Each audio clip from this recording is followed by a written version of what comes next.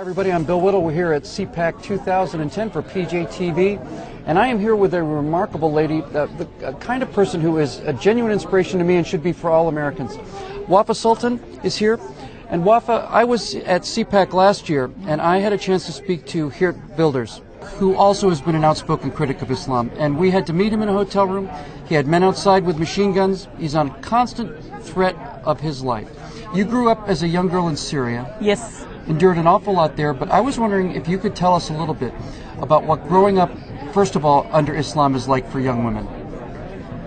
I was born and raised as a Muslim, and I suffered living under Islamic Sharia for 30 years of my life.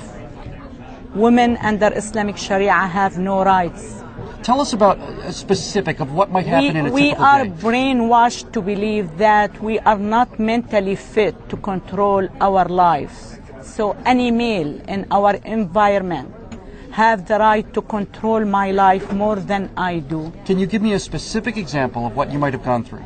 I was a medical doctor and I practiced medicine for 9 years in my country. My brother has never graduated from high school. If I have to leave the house, I need his permission. It's outrageous. Yes, it is outrageous. It is outrageous. And I wasn't myself. I was just dead fish driven by the current.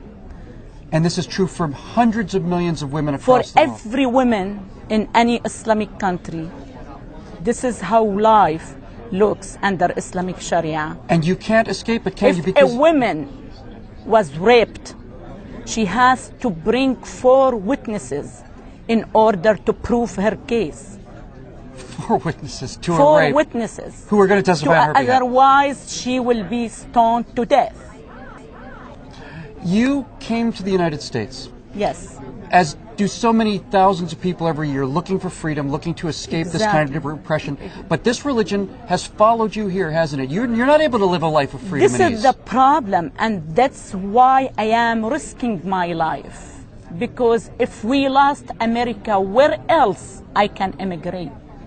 We are seeing signs in America now, the same signs that we saw in Europe 20, 30, 40 years ago, that Sharia law is very slowly, in what seems like reasonable sort of small cases, is starting to be established in the United States. You, more than anybody, understands the consequences of this. What are we really heading for if we allow this to continue? Muslims believe they don't have to be the majority in order to take over. They need to be maximum 10% of the population in order for them to take over. This is their mission. We were taught at very little age that our mission on earth is to spread Islam, to fight for the sake of Allah, to kill or to be killed in this fight. So they are here. I was very much involved with my Muslim community for the 5, 6, 7 first year of my life in America, and I heard it million times that they were here to spread Islam and eventually to replace the American Constitution with Islamic Sharia.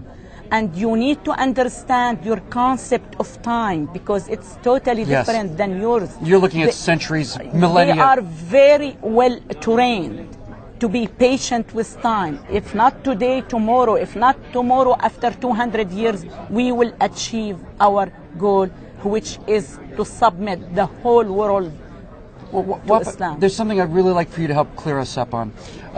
Americans are very tolerant people, by and large, generally pretty accepting people.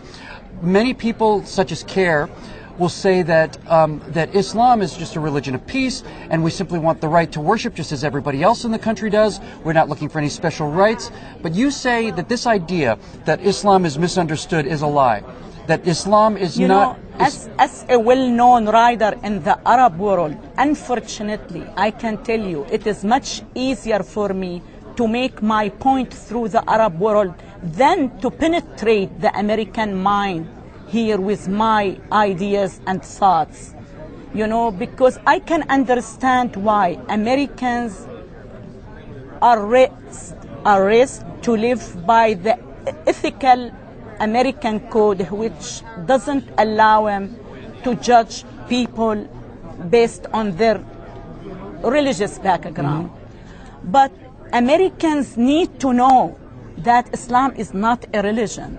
Islam is a very political, very dangerous political ideology. That's right. You cannot be a true American and a true Muslim at the same time. There is no way. I believe that's true. There is no way you can connect the some laws somewhere or another have to be disregarded. Yes. You cannot They're be antithetical. true American. There is no Muslim American. There is Muslim who live in America or Americans who are from Muslim background. Totally different, two different things. Well, you've lived in America for quite a while now, and you've seen a great deal of American society and how varied it is in so many different belief systems and so on. But you're here now at CPAC, surrounded by conservatives, many young conservatives. Are you hopeful about what you see here at CPAC? Are you? Of course I am. I have to have hope in order for me to keep going. What is it about CPAC that gives you hope?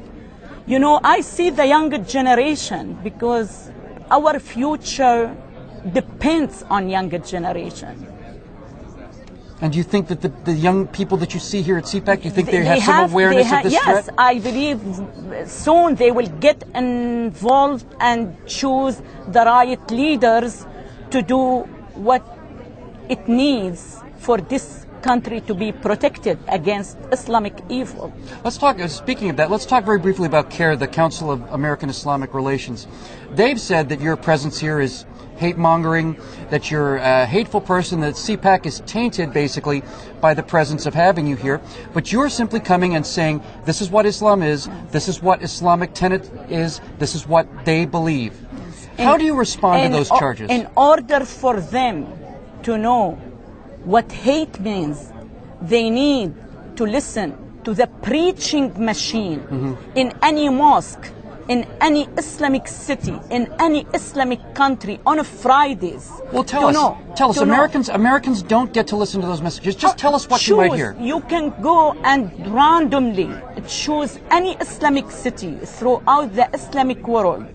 Go inside any mosque on a Friday and listen to the imam of that mosque and how much hate he injects the young generation against the West. Death to America. America must be destroyed. The Jews must be destroyed. The non-Muslims.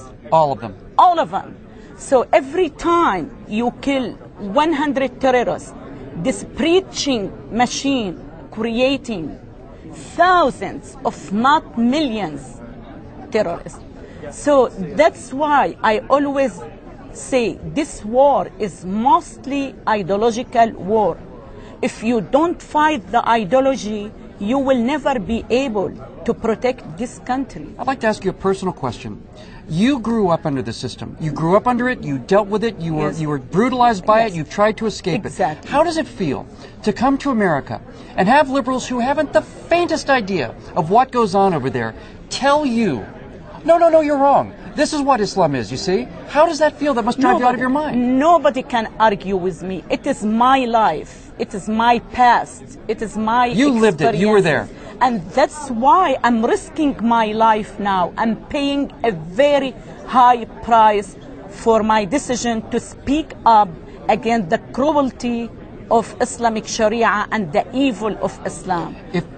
I receive death threats on daily basis, telling me where I live, where my children live. These are Muslims who are not only allowed to kill you, they're commanded to kill you. Absolutely, their mission. They're required by their religion to kill you. For the sake of their Allah, they have to kill Here in the United States. I don't feel safe. I don't blame here in the United. This is the sad part of it. Well, you're a very brave woman. Anyway, I am enjoying my life because it is a life of my choice.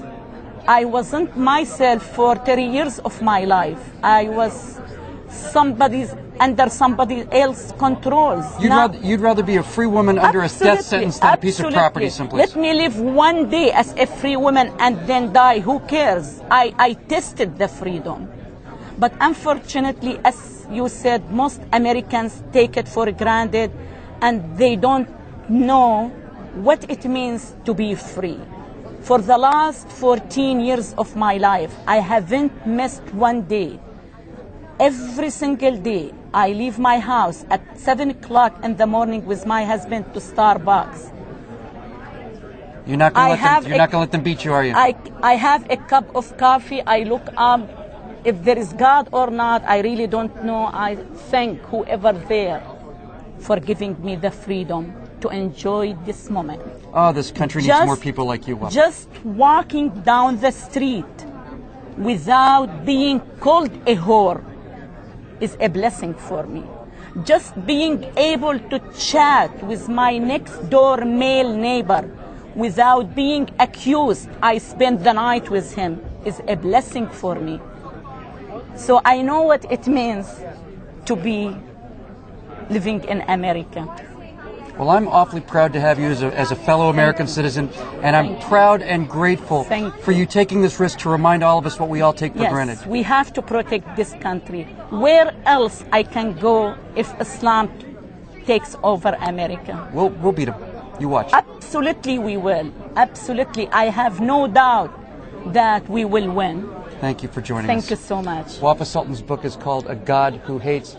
This is a remarkable person. You need to support her fight for freedom here in America. For PJTV, I'm Bill Whittle at CPAC 2010.